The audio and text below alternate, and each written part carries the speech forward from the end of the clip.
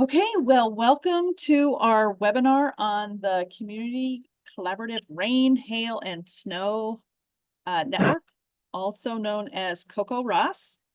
My name's Deb Haliba, and I'm the Extension Master Gardener Program Coordinator. Before I turn the mic over to Seth, I'm going to share a few quick housekeeping items.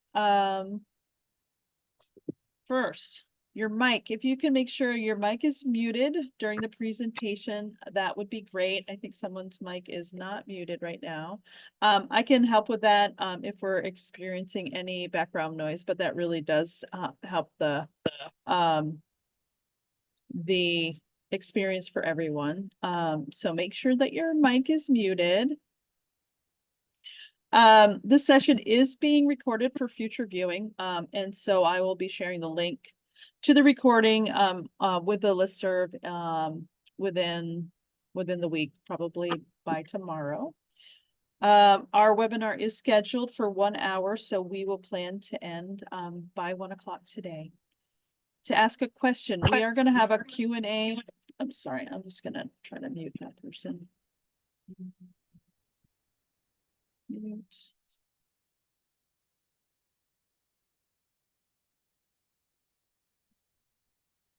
Mute that person. Sorry about that. To ask a question, we will have a Q&A session at the end, but if you do have a question, you don't want to forget it, you can just type it into the chat and we'll get to those at the end. Okay. Now I'd like to introduce our speaker for today. Seth Kutikoff is a meteorologist with the National Weather Service, headquartered at the Patrick Leahy International Airport in South Burlington. Seth is also the CoCoRaHS Community Network Coordinator for Vermont. Seth will be describing CoCoRaHS and how participants can help make better weather forecasts with their participation in the program. And with that, I'll turn it over to you, Seth. Thanks, Deb. Good afternoon, everybody. So I'll get started here. A lot of this material actually comes from the national headquarters CoCoRaHS training material, but I've adapted it to fit a little bit better with Vermont, specifically in the Master Gardeners. And on this slide here, you can see it include a URL to our, with the Weather Service, we created a local page that has condensed basically material that is geared towards Vermont and Northern New York for our forecast area with the Weather Service in Burlington, Vermont. So I'll get started here. We'll move forward here. The first slide is just a general background of what CoCoRaHS is, which describes the idea that it's meant to be community-based. So it may have begun out in Colorado, but pretty quickly it grew across the entire country and now even in other countries. So but it is on a community basis. We want to see observations of precipitation basically on a small scale, and people really enjoy seeing what their neighbors are measuring on a day-to-day basis. So it's meant to be high density. So we have a lot of more measurements, the better. Basically, we know precipitation varies quite a bit in over small distances, and the idea that's meant to be very approachable. So we want to encourage folks of all ages and backgrounds to participate. The only cost is the rain gauge. So I'll go into a little bit of detail on that later on what the rain gauge specifications are. So we can see the key thing is getting high quality measurements. So in your backyard, you need to make sure that the precipitation is not obstructed by obstacles in the area. So as an example, in this picture on the top there, you can see it can be very beneficial, of course, if you have a lot of space where there's nothing to get in the way of in terms of wind or just things that will limit the catch of the precipitation into the rain gauge. So I'll go into more detail in a little bit on this type of thing, but before doing that, I wanted to talk about the users of the data. So the key thing is that we encourage it to be something that not only do professionals use CoCoRaHS data, but the idea that you all can look at the data and learn from it. And yeah, it's really can be something that teaches you about on a seasonal basis and year to year, basically building a climate, because climate is just a bunch of weather events accumulated over time. So the idea that the CoCoRaHS precipitation basically becomes a way to monitor climate change. So that's a really big thing that we want to emphasize with the value of your measurements. So in the CoCoRaHS network, one of the ways that you can do so on a day-to-day basis is on the website. On the left-hand side, you can see a zoomed-in map of the precipitation in Vermont. And when folks report your data, basically through the website or on their phone, they can basically just within minutes, that data gets put into this database, which is plotted in these maps. And here's an example of what it looks like zoomed in, where you can see there's a nice interface that allows you to look at the daily precipitation over up to a 90-day period.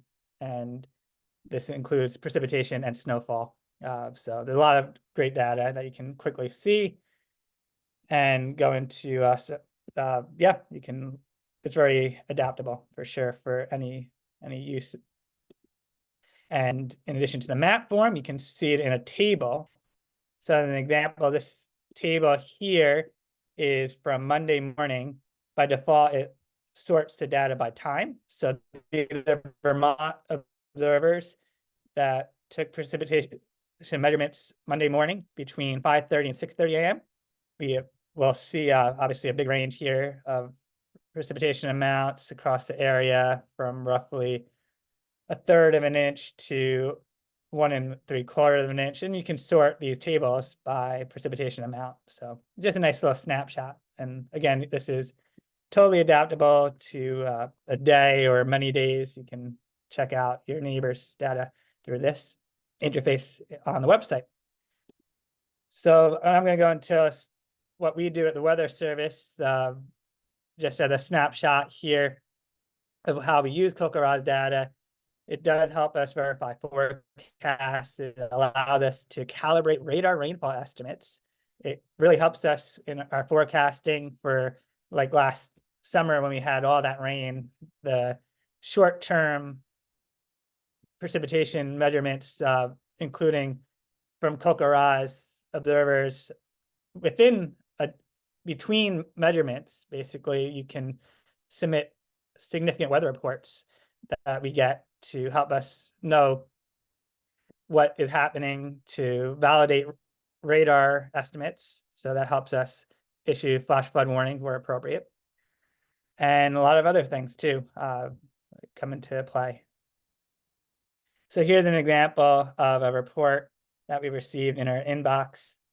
And so yeah, for storm reports, we get these for either considered significant weather reports, and they help us make decisions on flash flooding or severe thunderstorms.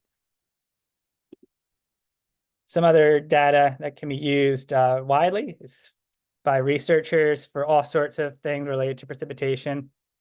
And as I mentioned, the climate change research can also be part of this as well, once we have observations for a long enough period of time.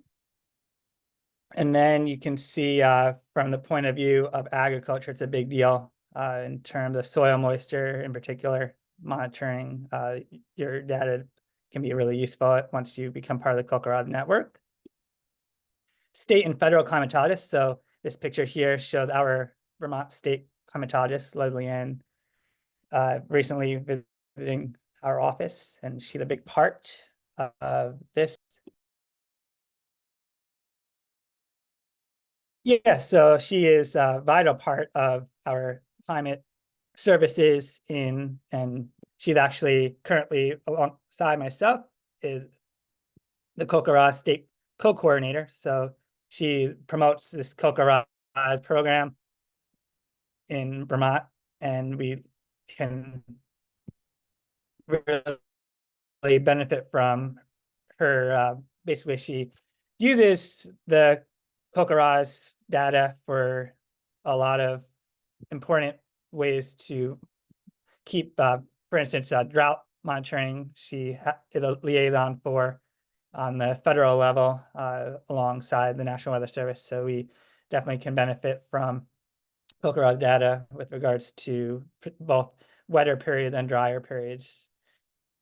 When it comes to engineers, yeah, there's a lot of great, yeah, they can benefit from precipitation measurements as well from CoCoRaHS.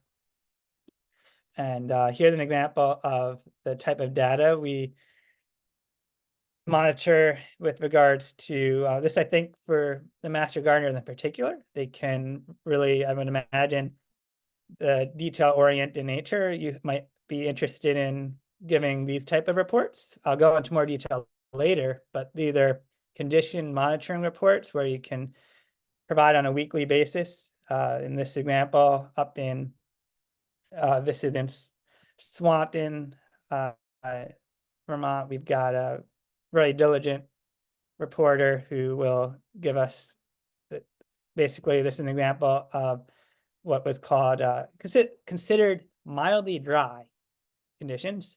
And so over time, on a week-to-week basis, you build a nice little, yeah, the changes over time from wet to dry and vice versa. Well, and that provides us with a way to be able to validate what other observation data sets will tell us with regards to, do we need to plot abnormally dry in the drought monitor, for instance? Yeah, so this is really good information. This data is used for many groups. And here you can see what that looks like over time from 2020 to the current time. So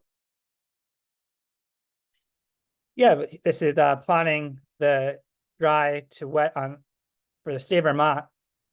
And so you can see the wetter period last summer in blue here. And we've trended toward more normal. And we were quite dry in the state of Vermont back in 2020. A lot of that transitioned to more near normal. Pretty good oscillation over time.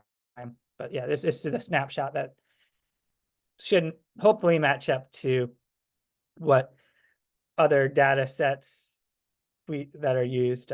It's just one more data point that is helpful for us.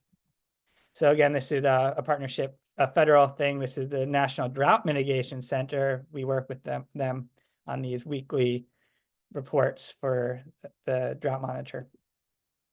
And then the hydrologist, of course, it's a big portion of why the CoCoRaHS network is important. Again, and the idea of validating other sources of ground truth for how precipitation, in terms of river data in particular, what that looks like. And with regards to snowfall, up here in Vermont, we are definitely interested in snow melt, in this idea of knowing how much snowpack is. Sometimes the satellite derived data is not as good as the ground truth of snow depth that CoCoRaHS observers can provide us. So that's what is generally something we're concerned in, like the month of March, when we have a pretty big snowpack, and depending on how wet the early spring is, we can definitely see some spring flooding. And so this is another great avenue for where the CoCoRaHS data is very helpful for us. And one last thing is in terms of this ties into the federal funding Vermont received due to the flooding from last summer.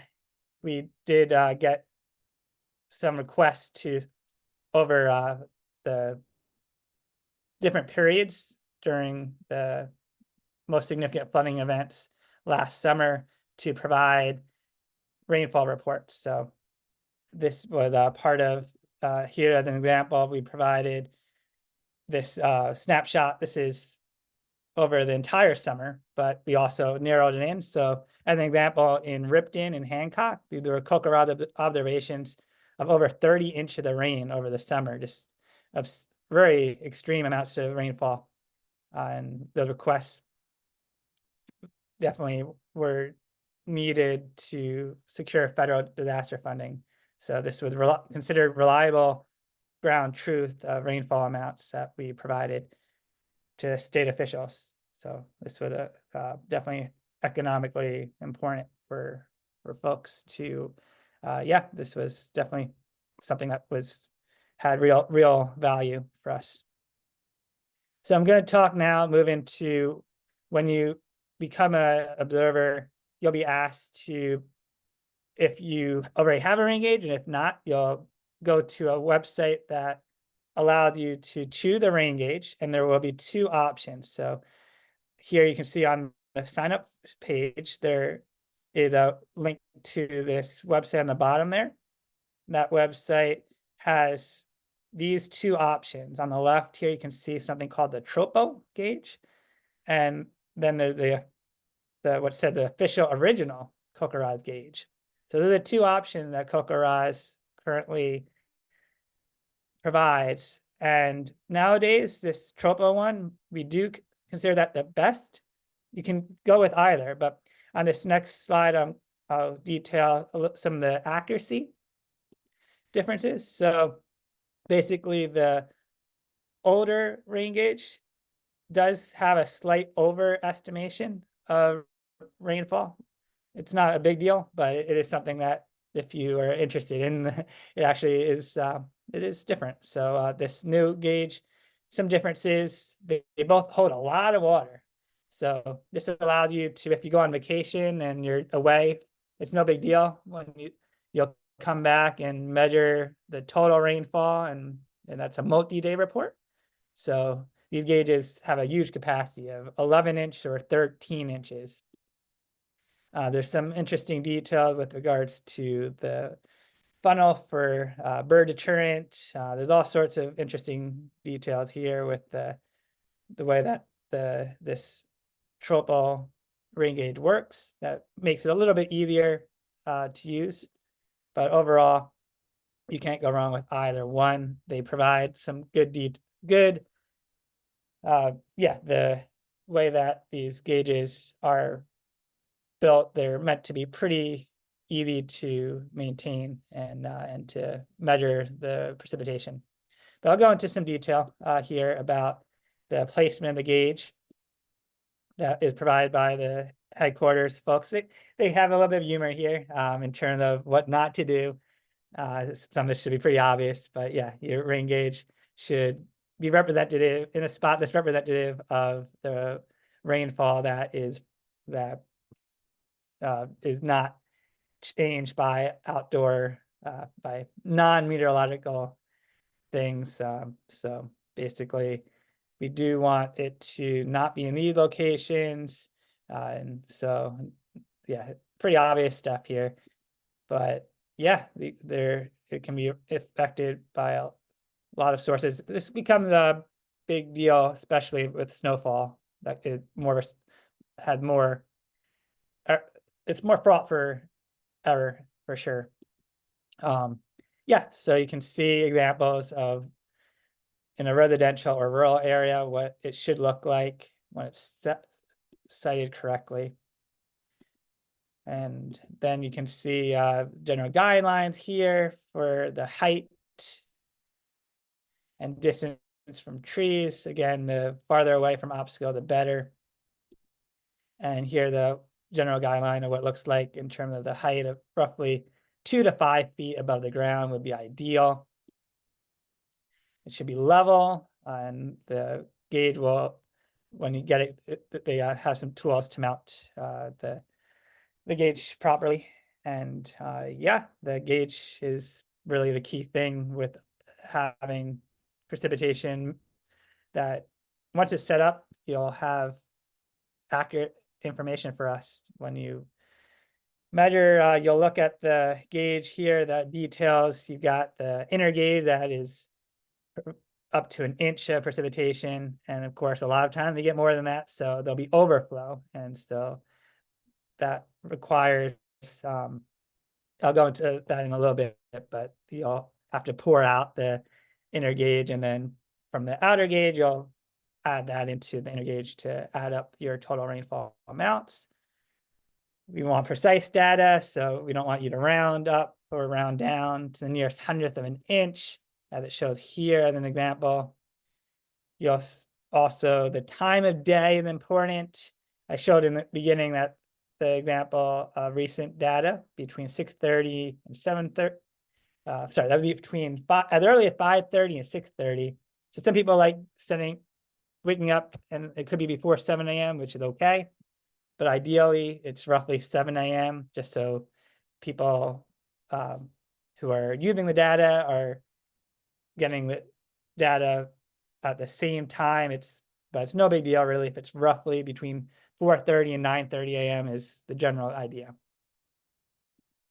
So reading the gauge, there's some interesting examples where, yeah, one of the most important thing that is easy to overlook is that when it doesn't rain, it's still important to have the measurement. So providing a 0 is really important for us to get that data. And CoCoRaHS website does actually provide a nice simple report 0 thing that you can fill in for days where instead of otherwise it's just missing and we don't know for sure if it didn't rain or not. The trace is very interesting. So you could have these scenarios where it looks like it may have rained, and that trace amount is also important. You can have amounts like this that are obviously light rainfall amounts. So though they're, again, we want precise data here. And this example of 407 inch would be reported.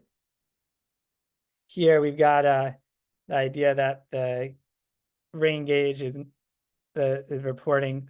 You could see it as roughly 4/10, but looking at the meniscus, it's you can see the lowest amount is really where the rainfall it should be measured at. And yeah, some more example, the 1/2 inch obviously there, very straightforward. And again, the top of the gauge is 1 inch. And then yeah, a lot of cases you'll have more rainfall than just a standard. So extreme rainfall amounts, we do like to see these significant weather reports that could be at any time of day. So if you get a thunderstorm where you've received you happen to be home and you've received like 2 inches of rain in a short period of time, that's an example of something that you could provide us a report of when it happens via, again, the same way that you send reports through the website or the CoCoRaHS app. Here's an example of what it looks like. This was from last August. We received a lot of these actually last summer, unsurprisingly, with all the heavy rainfall. And so in these reports, just give you a snapshot of the type of information we'd love to see. It's not necessary, but you can provide these observation notes, which adds some valuable information to give context to the rainfall that you received. So in this case, the CoCoRaHS observer gave us a snapshot of what impacts the very heavy rain that they received in that 15-minute period. What really was interesting for us to see. This type of information is a snapshot to potential flash flooding, which can be life-threatening potentially. So as I alluded to, the rainfall amounts when it exceeds 1 inch will look like this, where it overflows the inner cylinder. So here, the easy way to look at it, where you're going to pour out that first inch of rain, you jot it down, that number, you get the additional rainfall, and potentially if it's more than 2 inches, you'll have to keep going and through this process. So here's an example where it with 3.77 inches, where you had multiple rounds of precipitation through the course of the day that added up to more than 1 inch. So this is a pretty typical thing that you'll see. Again, we're assuming that you're not always going to be home throughout the summer months where we have a wetter period. And so it's okay to have it add up to well over 1 inch, even if it's not over 1 day. This is a pretty handy thing for us to get, just to have a cumulative rainfall through a month or a season. I'm not going to go into much detail about snowfall, but there is a good resource that I have here, the snapshot. So on the CoCoRaHS website, there's a winter precipitation measurements slideshow that goes into really good detail about measuring snow, which is definitely relevant once we get back into the closed season in November. So reporting observation, this is what it looks like, the form that you fill out. So in this example, we've got May 28th as the observation date. The observation time by default is 7 a.m. and it may or may not be. So you'll change that. The gauge catch is the primary measurement, but there's other measurements, again, mostly in the cold season where you have snowfall amounts and snowpack. And then you can provide additional information in terms of the non-standard time. So again, these are 24-hour measurements that are required the daily precipitation, but you can also provide special weather reports of precipitation for a different period of time. So that's why I have that duration information there, where you can give it more detail, which could be relevant again if there's a particularly unusual event of heavy precipitation. That's why there's also the option to add flooding information as well. And you can see at the top there that enter multi-day accumulation that I referenced, where if you did not provide a precipitation amount yesterday, but you are doing it today, you can do a 2-day total, for instance. So yeah, on the page, you've got that My Data on the top, and that's where you enter reports. So the gauge catch, you can see if again in detail there. And the notes, again, this can be really valuable for us for any type of precipitation event or for condition monitoring. So giving us context about what you're seeing.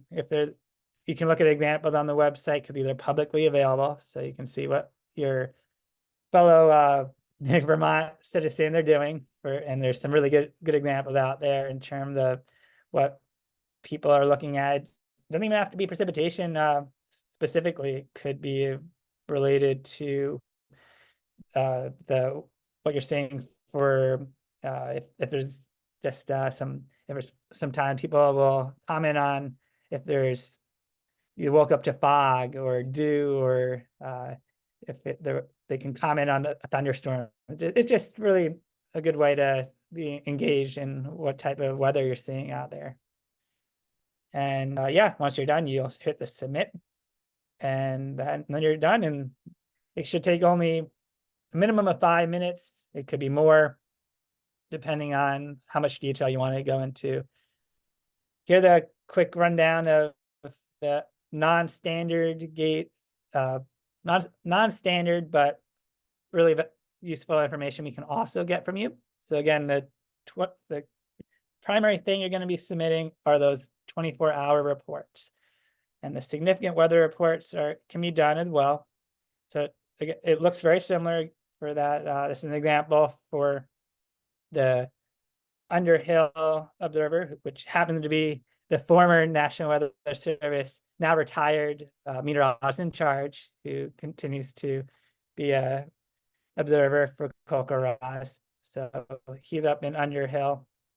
So no matter, so yeah, you'll get the station number, you'll be assigned, and you'll have a page like this. where you can enter the significant weather in the same fashion that you do the 24-hour report. You can also do the monthly zeros form. So it allows you to add in those days where you don't have any precipitation. You just quickly select those days and you'll to enter a 0. So the multi-day looks like this as well. Same idea, very, very simple. As it said, if you're on vacation or out of town, you'll fill this out for the dates you were gone. And that will cover the dates that you select here.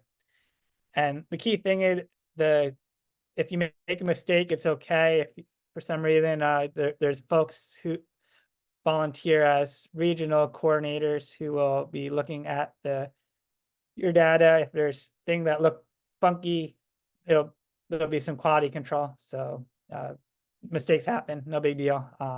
But yeah, this is the general idea of what it looks like to fill out. And so that is what it looks like for those. The condition monitoring report form is a little different. So this looks like you can see here what it looks like. As I alluded to it, you can report the dry to wet, and there's the scale from severely dry to severely wet. And we recommend doing these on a weekly basis. And I think this might be really fun for you to do we recommend doing Saturday or Sunday of every week.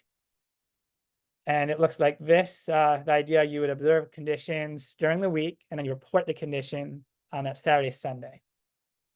And the reason why we have this timeline is because they alluded to before, the U.S. Drought Monitor will work with the National Weather Service and other partners to come up with a drought monitor guide that goes out on Thursdays of every week, but they discuss the potential changes basically from the previous week on Tuesday of each week. So basically the data that we get on that Saturday, Sunday is used early in the week, and then by Thursday, that's when it becomes published. So this kind of cycle is a way that you can picture how your data can come into play with regards to giving that ground truth of in the situation where obviously recently we have been pretty wet, but as recently as 2020, we did have abnormally dry weather in Vermont where that type of information was used for the drought monitor.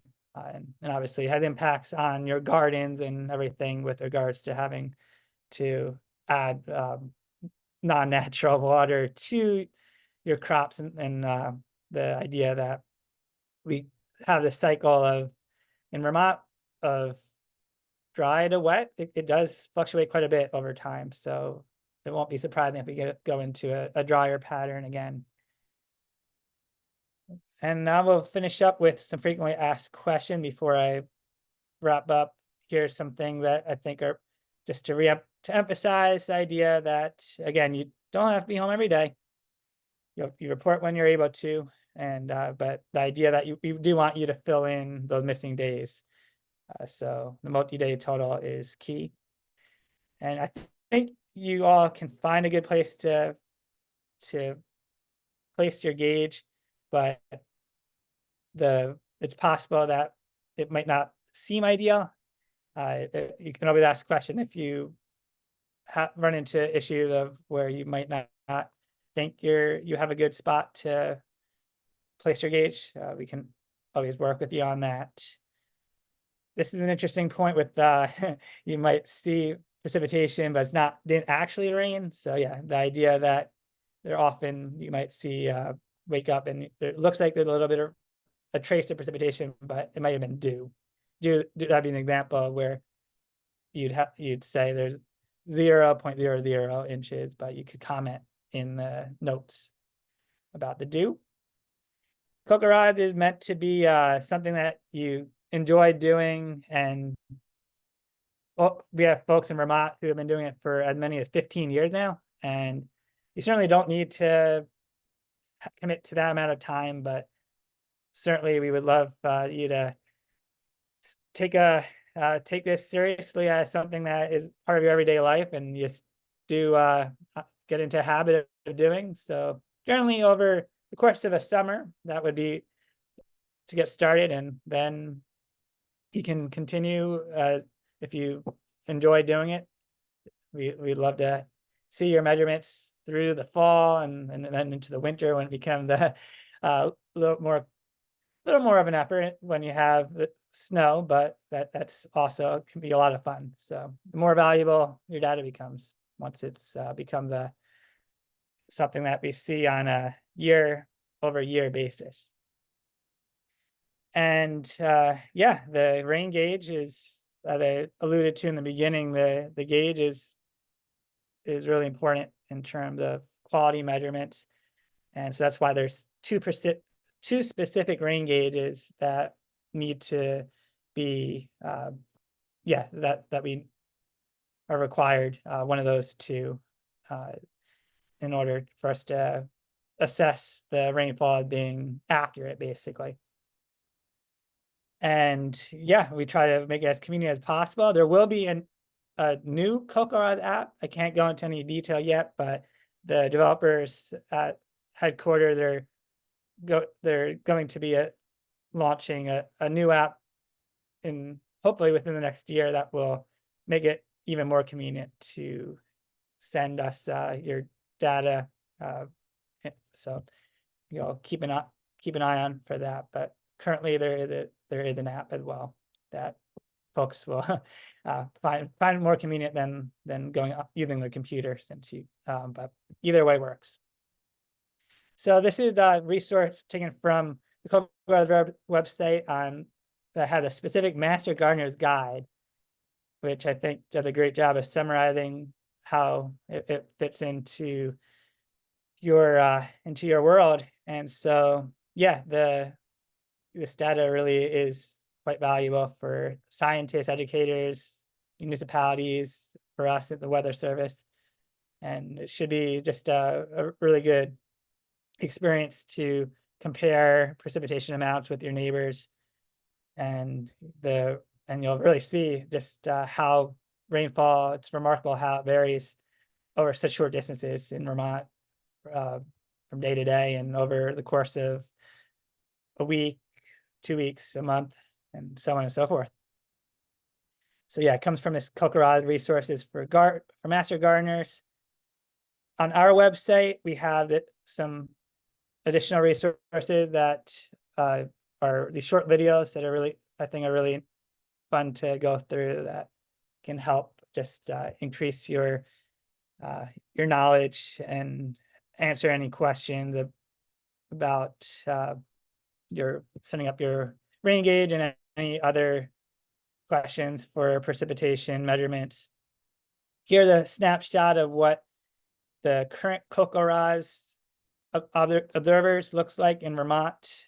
So you can see that this was slightly out of date. I think this might be there might be a couple more spots that are filled in, but the general idea that we have these clusters of precipitation measurements in Chittenden County, and then a portion of Vermont, like in portion of northern Vermont, you can see there's some big holes that we still could fill. But in general, the more observation, the better. Even in these areas that are more clustered, not everybody takes daily measurements, so it can be still really valuable to add your measurement to this map of Vermont. So that generally wraps things up. On our website, you'll see what it looks like in terms of some resources we have for new observers, and you'll get from when you sign up, you'll get an email from the national headquarters folks that assign you a number and will provide some information as well to get you started. Great. All right. Thank you, Seth. I'm wondering, Seth, if you might pop in the chat the specific Vermont CoCoRaHS website. That would be great. I did pop in the chat the Master Gardener, I found the Master Gardener guide, CoCoRaHS guide, so that's in the chat. Okay, I think we have, yeah, we have about 20 minutes for questions. Oh, thank you. All right, so the first question here is, do you need to supply your own gear? Yes, we do. You do. This is a completely volunteer program, so you do have to purchase that on your own. There's 2 units that Seth provided.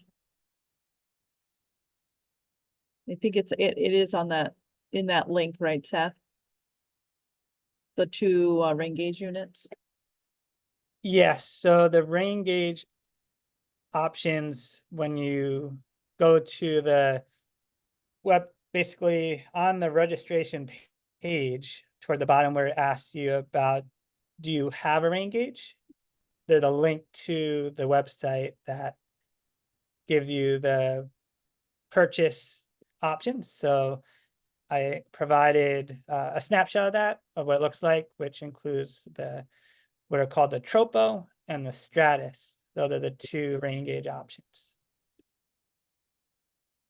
Yeah, and I popped that in the chat for you all. Okay. Just looking at the questions here. Lynn says, we have extremely windy conditions at our place, at our site. How might that affect collecting the data?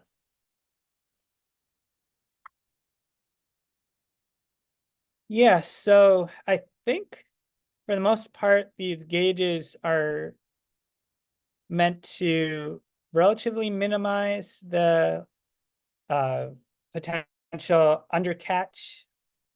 So rainfall is relatively heavy. I mean, the density, you don't, for snowfall, it's more of an issue in terms of the catch potential being missed. I don't know of particular research that has shown any kind of the estimates of rainfall being significantly impacted by windy conditions. So that's a good question, though. If the data collection would be impacted, I don't think it would be too much of an issue with regards to the accuracy. But yeah, that's something to keep in mind.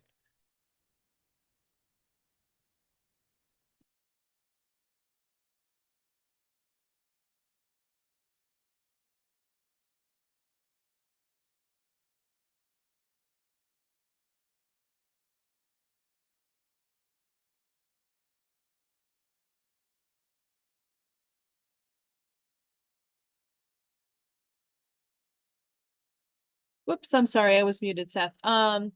Lynn had asked, is it a problem if we leave for a month or longer during a year?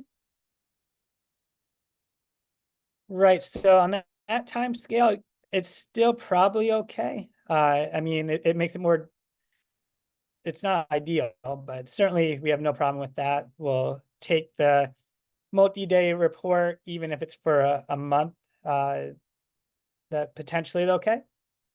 And that, yes, so generally the rainfall reports, if they're more timely, we certainly get more value out of it, but for the period of time, if you're away for a month, that's still no problem. When you're available, when you come back, and again, if it's 11 to 13 inches capacity, so you could actually, a typical month certainly would be less than that. So you can just provide the multi-day report, and that will tell the story for that period of time you're away.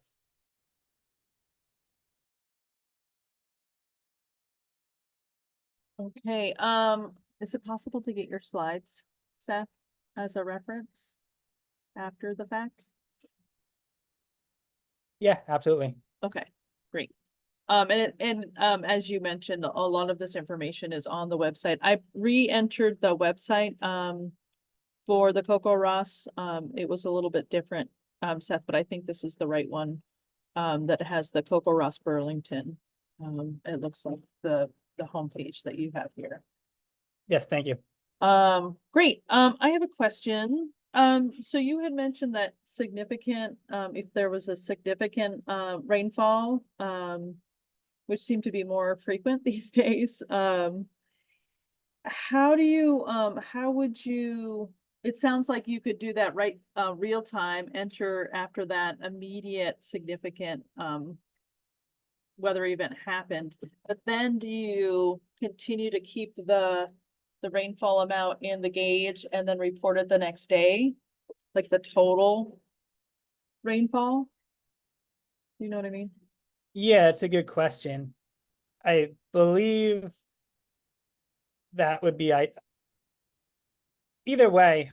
I think typically you would leave it in the gauge. There'd be no reason not to, but Yeah, as long as it becomes accumulated for that 24-hour period, yeah, that should be fine. okay. Great. Other questions for Seth? It sounds like too, if you were considering, joining as a CoCoRaHS, observer, you would just go to this, the welcome page, and there is like it's like an application, right? That you would fill out. But by application, is there a review process, or once you fill that out, you're in? Yeah, I believe it goes to someone at the CoCoRaHS headquarters in Colorado State. They will review it, and assuming that there's no inconsistencies with the information that is in there, they will approve it, assign you a station number, and send you a welcome email. And it should, I'm not sure how long it typically takes, maybe a day or so, but that's about it. Great, and I just popped in the chat the link to the application. It does say a training preference on here in terms of train online, attend a training session. Do you get extra training after you sign up? Do you know, Seth?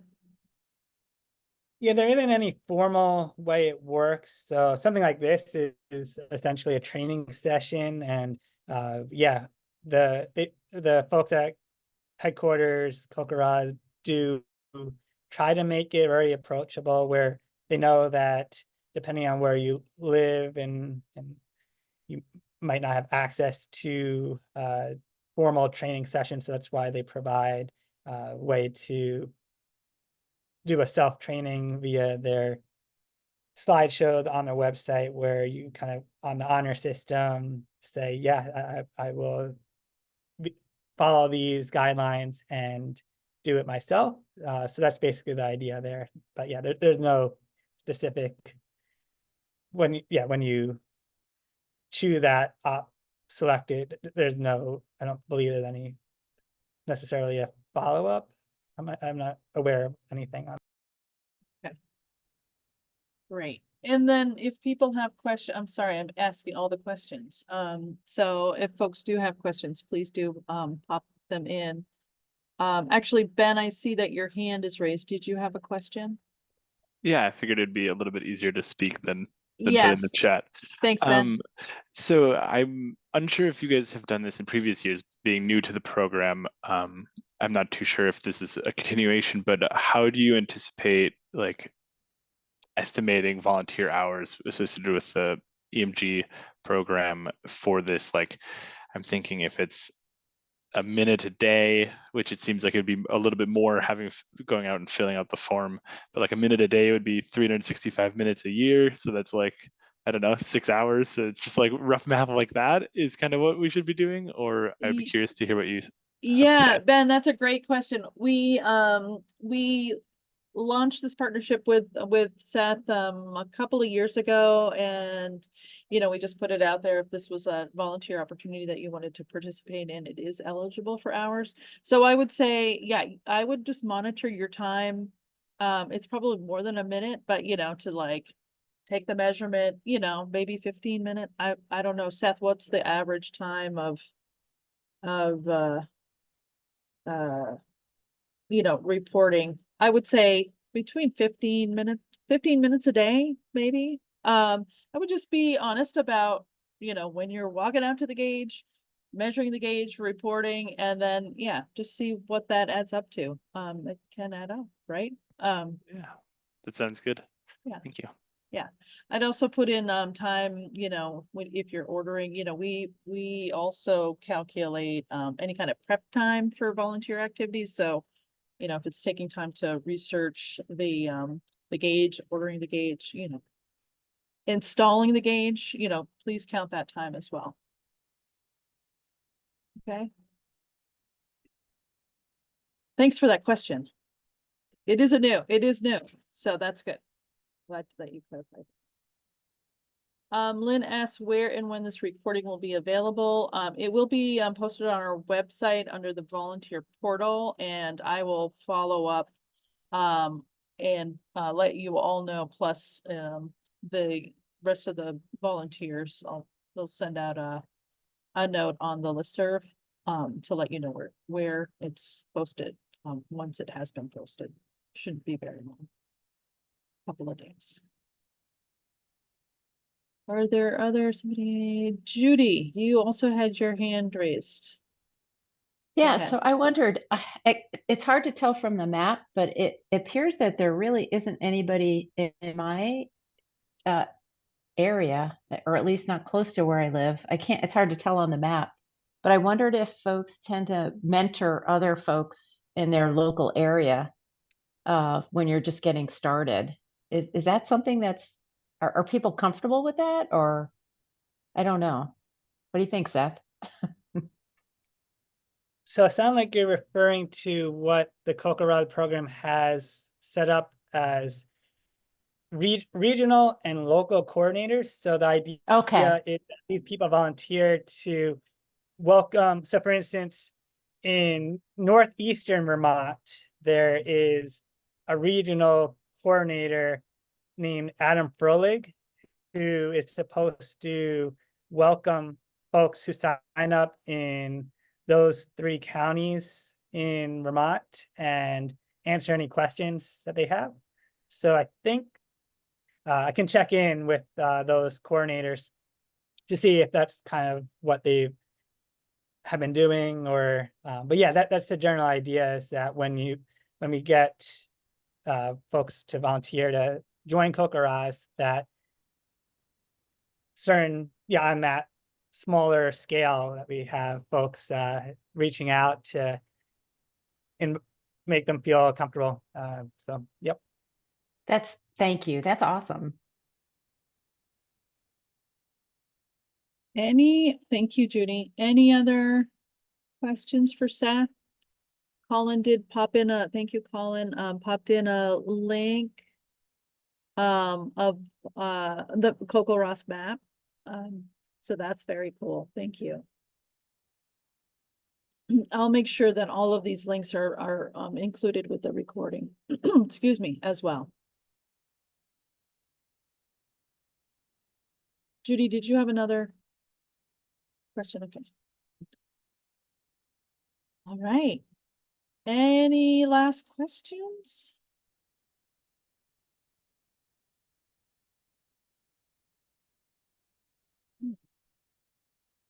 Wonderful. Seth, is your contact information on here anywhere? I see a link. So I'll make sure, is it okay for if people have questions to email you directly? Absolutely. Okay, great. So I'll make sure you all have that as well.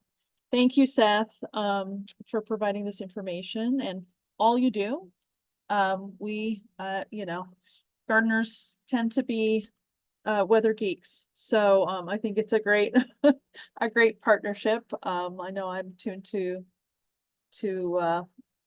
the weather, your weather website every day. So thank you again. Thanks all for joining us, and have a great afternoon.